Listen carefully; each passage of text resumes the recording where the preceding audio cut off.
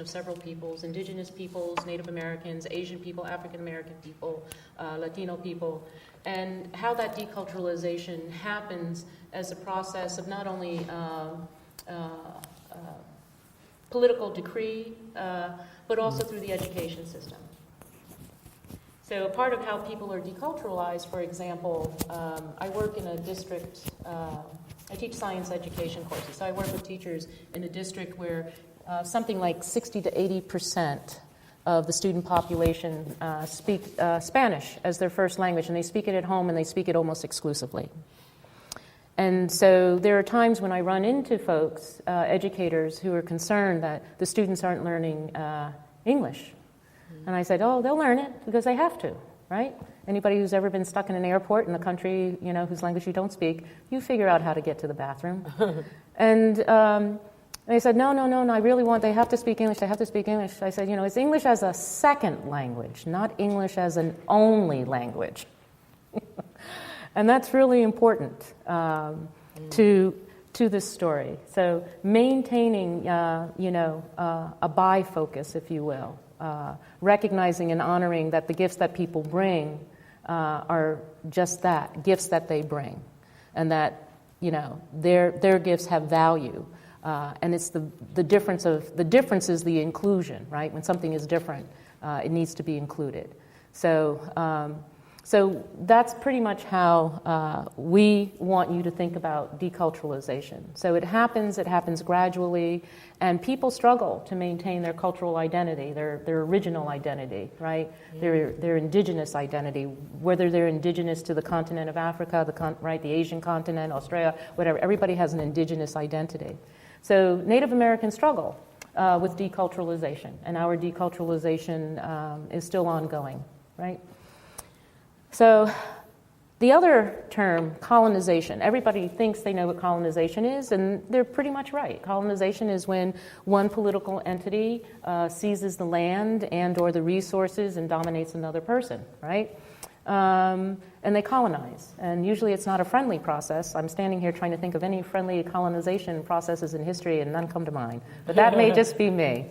So what would it mean then to decolonize, right? That's our question to you.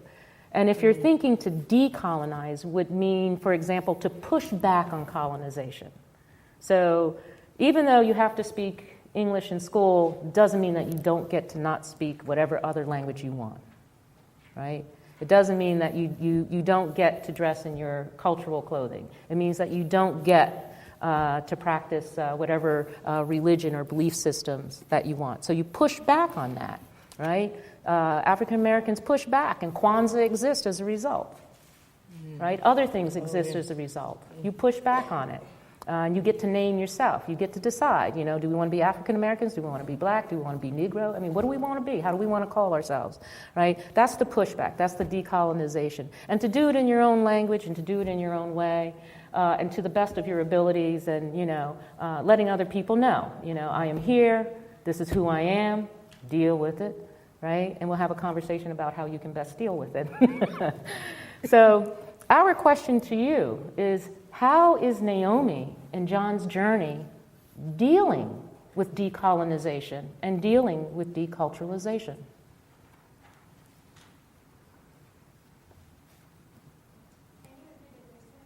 Yes. How is Naomi and John's journey, her story, dealing with decolonization and deculturalization?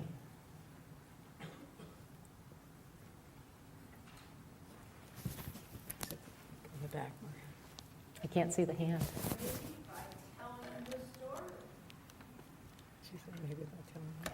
All right, so the answer is by telling the story. Yes. That the story even exists, and that the story exists through Naomi's eyes. Absolutely. She gets to decide how to frame her own history. That's a new deal for Native Americans. Right? She decides. And she decides how much of it is going to be in the language of the colonizer and how much of it is going to be in her language, and what parts of the language she wants to use that are Algonquin. You know, and how to create the imagery. Text to imagery is something that I study. And text-to-imagery is powerful, right? It's how we actually come to gain and understand or make knowledge and then share it back to others. So she really takes hold. I agree. She really takes hold of, this is my story about my people, and this is how I'm going to tell it, right? So absolutely. Any other thoughts on decolonization? Yes?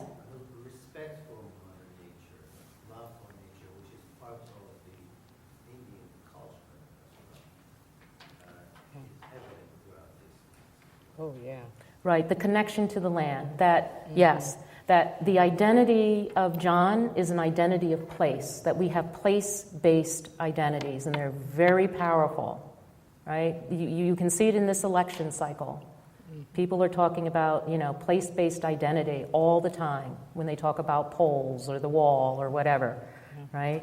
And also just thanking the deer for its life so that it can feed the tribe. Right. So getting your burgers up close and personal, Yeah. going for the venison, actually having to get up and decide, I'm going to go hunting, and that's how I'm going to feed my people. That's a different experience than, walking into a McDonald's or however else you do it. So the sovereign capacity to make that decision, to make that choice, to take something that might be viewed as a weapon and recognize it as a tool for survival. It's part of the decolonization, part of the deconstruction of the savage Indian, right, in the woods. Anything else? Yes. On the last page of 5 of the statement, the man you need to talk with is called Washington, George Washington.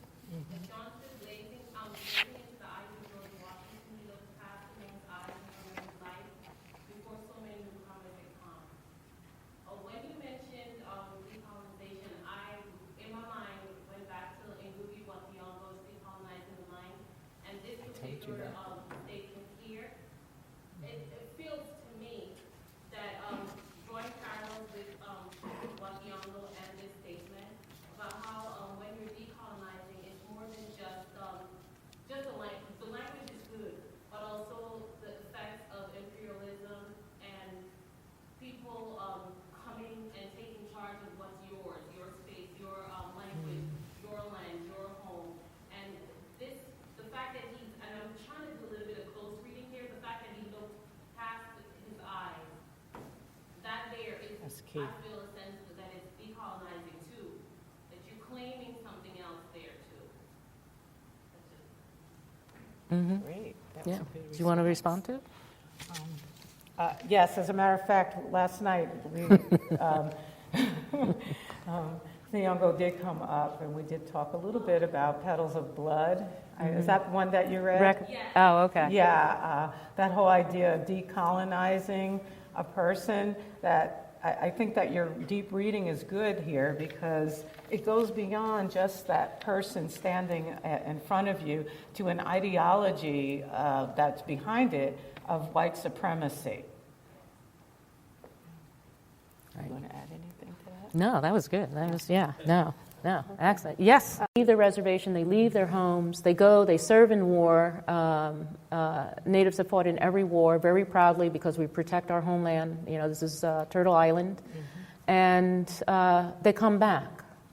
But experience changes people. And they come back, they're grateful for their land, they're proud that they saved it. But then they still have to deal with the needs. They have to deal with the fact that they've been gone for so long, right? They have to reinsert themselves into their communities. And a lot of times this created economic hardship. These are people who have been hiding out and living off of the land.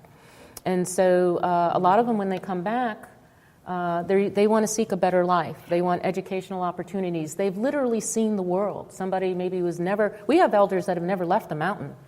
Mahwah, New Jersey, where the tribal office is 37 miles away from downtown Manhattan. And we have elders that have never been there.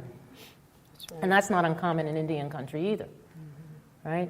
So when they went away, they came back, they brought back a vision of the world, and they wanted to think about how their people were going to survive and fit into that new world, and how they could create their own vision. So they returned to their ancestral lands, which is Newark and the surrounding area. And so our father, Albert De Freece,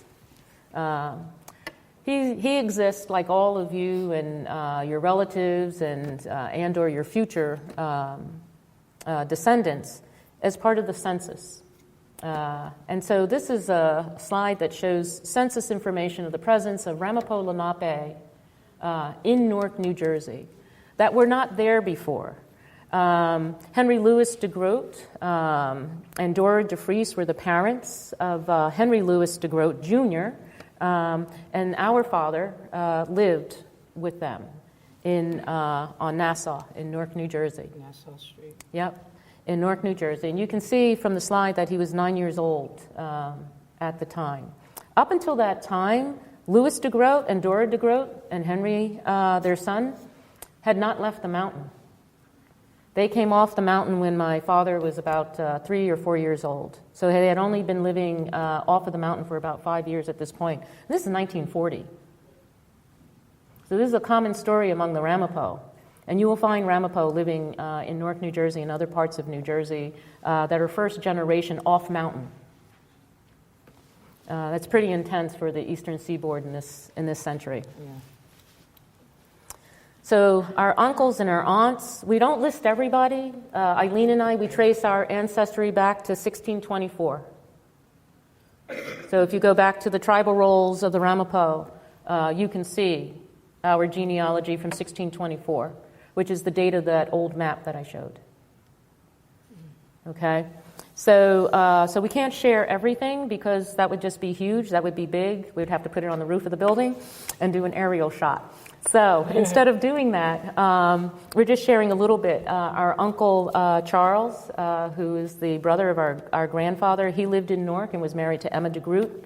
They were married in Park Ridge, and they were witnessed by Alice Mann. You may be seeing a pattern here in family names, right? De Freeces married de Groots and Manns married Van Dunks and de Groots, and so all of the names, right? All of them, I mean, we can find each other by just asking for the name of a great aunt or a great uncle.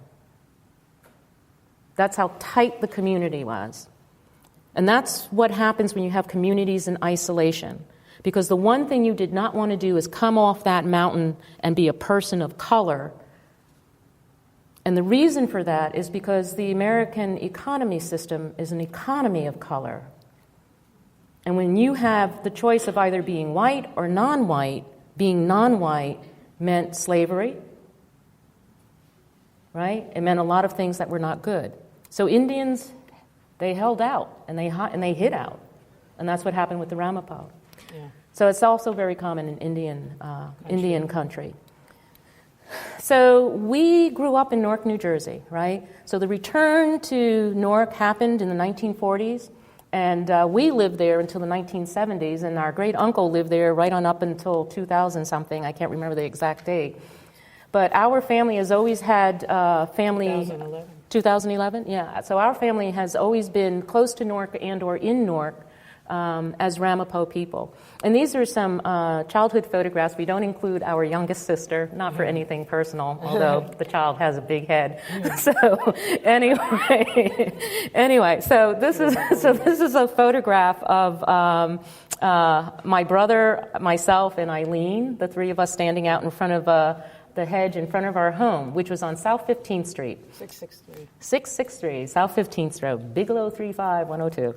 So you remember all of those things. All of those things are seared into my memory. So we lived literally half a block away from Westside Park, right? And that's why in one of the other photographs you see me standing there looking very cute, no gray hair, but with a fishing rod. Because, excuse me, my father, in the tradition of John's father, always took us out. We always were walking through Bear Mountain, the Palisades. Oh my gosh, always. We learned how to trail very young. Excuse me, how not to get lost. So there are a lot of photographs of us outside doing things in the immediate area and nearby. And, oh, thank you, Eileen. And the other photograph is Bert and I sitting on the corner of Springfield Avenue and South 15th Street waiting for the bus. Yeah. And I think I was